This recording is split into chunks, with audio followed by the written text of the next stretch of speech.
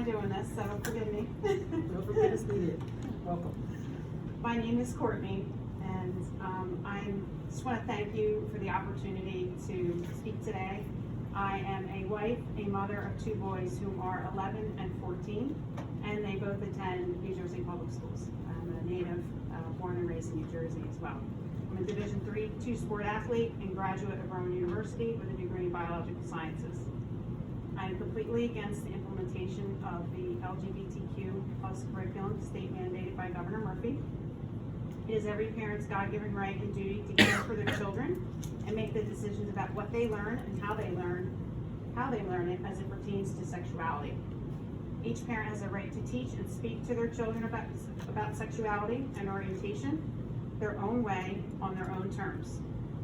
Forcing children to learn homosexuality and transgenderism is an assault on our freedoms, values, and faith stated in the U.S. Constitution.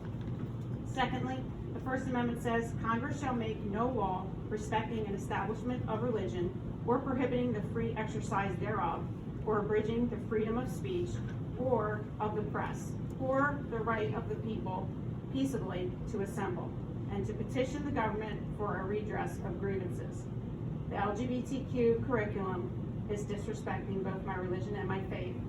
We are here today to peacefully assemble and petition for a redress of this curriculum. Thirdly, we believe that God is sovereign over the affairs of man and that He alone gives us freedom. God provides us all freedom, and we must ensure that our children can live according to our religious faith and teaching. The schools cannot teach doctrine or history that prohibits or thwarts this freedom. The schools should never teach what they might call history when it contradicts what we know to be true. We cannot and will not let our children be taught lifestyles that denies what our faith knows to be true. Also, some of historical figures, which is claiming to be LGBTQ, have not been confirmed as such. Thus, it is not completely accurate. It is insanity to teach 50 plus genders. Fourthly, my tax dollars should not be used to teach any child about different ways people choose to have sex. They should be taught how to read, write, and do arithmetic. Your job as a state school board member is to make sure they learn. How can you support teaching alternate lifestyles when many of our children cannot read? I would like to share with you a personal story of what my 14-year-old son has experienced since starting 8th grade language arts. In September 2019, before I became aware of this new curriculum, I had attended back to school night. Upon entering my son's 8th grade language arts classroom, I see an image of a grown man with a teddy bear in his pocket saying, "We the future are unapologetically queer."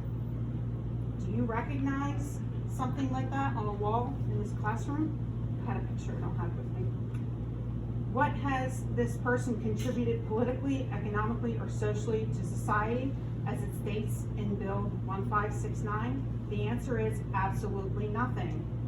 The image I have on my phone is pushing an agenda, saying something to a teacher. I fear that it would put my son in a very uncomfortable situation for the entire school year and having a negative effect on his grade. The student should never know the teacher's political stance and or lifestyle choices. My son knew from day one what this teacher's political stance and lifestyle choices were without her even saying one word.